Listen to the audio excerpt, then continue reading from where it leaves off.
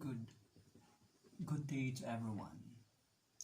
A man asked me about did you experience suffering and what kind of suffering do you experience? What is faith and how people could understand their faith even to the point of suffering?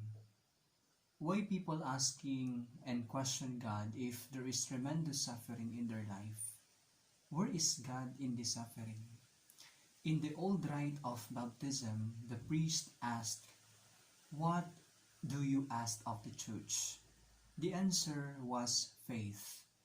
The next question was, "What does faith bring?" And the answer is eternal life. Faith might be said to be the habit of trusting in God even when the circumstances of life are difficult and challenging. Philosophy calls this the problem of evil. How can an all-loving and all-powerful God permit such suffering as we see in the world? The modern mind has no place for suffering. For every illness, there must be a medicine. For every problem, there must be a solution. And the modern mind has little time for what one might call the value of suffering. The death of Jesus on the cross itself shows the Christian that suffering is salvific. It brings salvation. And Jesus presents the cross as the model of Christian life. Unless a man takes up his cross and follows me, he cannot be my disciple. For the non-believers, for the non-believer, the presence of suffering is an example of the absence of God. And for the believer, it is often a particular manifestation of God's presence. When one looks at an old couple or a priest or religious celebrating a jubilee and years of committed life, it is not the joy we celebrate or the good times, but we celebrate their fortitude, patience, and perseverance through all the difficulties and vicissitudes that life has thrown in their way.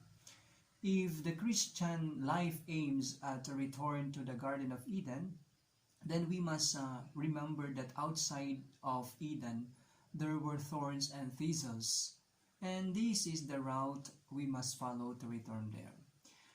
The spiritualities of the world's religions all acknowledged the truth that suffering can bring great rewards. Also, we can see in the darkness of suffering the light of God's goodness. When we see those who have suffered in life, we are often given a glimpse of that inner peace and tranquility for which we all long. From this, we learn that suffering purifies and strengthens and instills a greatness of spirit and a sense of what is truly important in this life. One might think of those who suffered in concentration camps during wars. The survivors are often some of the most focused and integrated people we could wish to meet.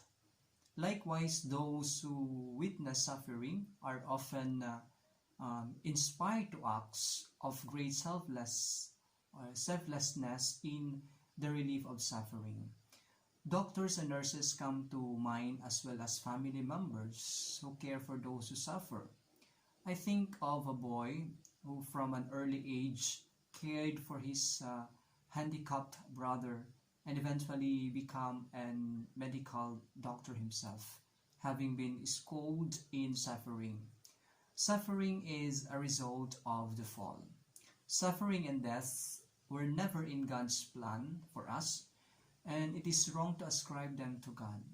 They are part of the package of human life and part of our liberty and free will.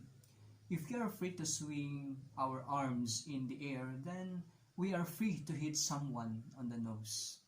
We may think that suffering is inhuman, but the removal of our free will would be even more so. Even nature, which we often think to be only good, can often produce natural disasters or the savagery of wild animals. But even in the dark aspects of nature, help us to better appreciate beauty and cooperation. In the Old Testament, the book of Job stands out as a strange piece of literature. Job is not a pious Israelite, but a God-fearing pagan of some sort. He talks not about commandments and traditions, but he talks directly to God and accepts suffering as an integral part of his dialogue with an experience of the Holy One. Finally, in chapter 42, we get Job's final answer. He said, I know that you are all-powerful. What you conceive, you can perform. I am the man who obscured your designs with my empty-headed words.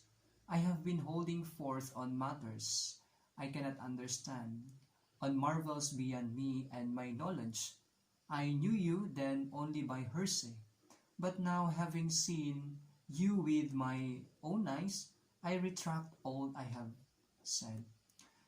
None of Job's questions are answered, but he has seen. In the end, God is less an answer than a presence and encounter.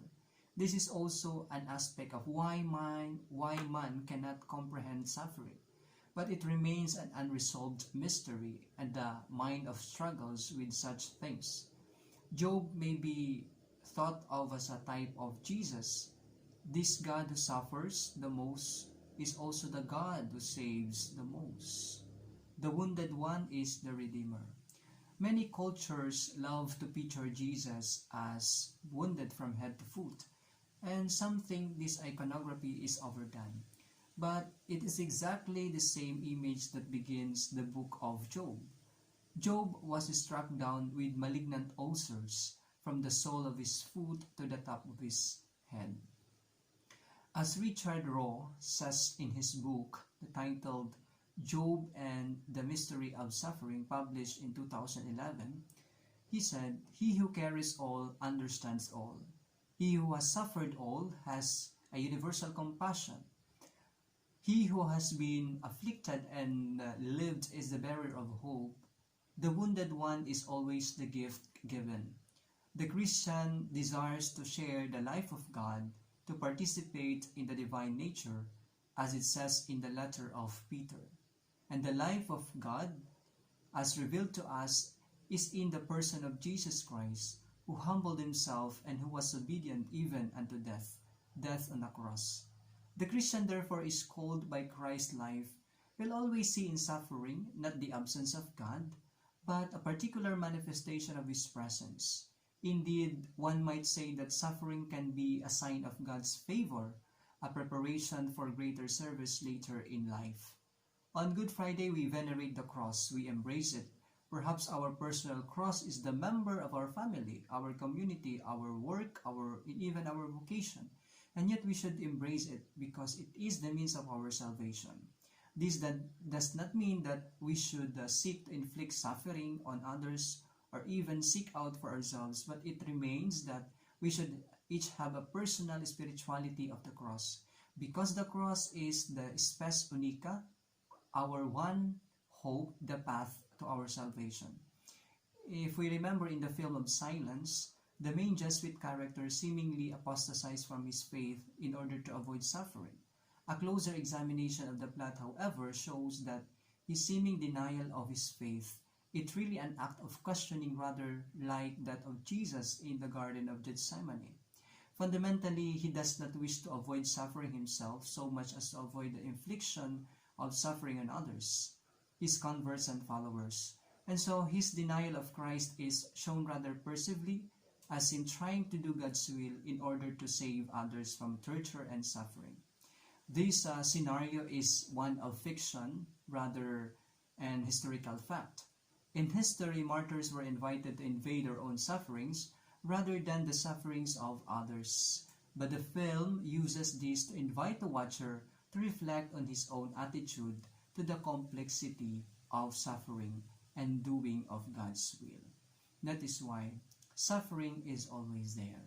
We can only find, and this suffering will make us find the meaning and purpose of life, and his consolation is our faith and trust in God. Thank you.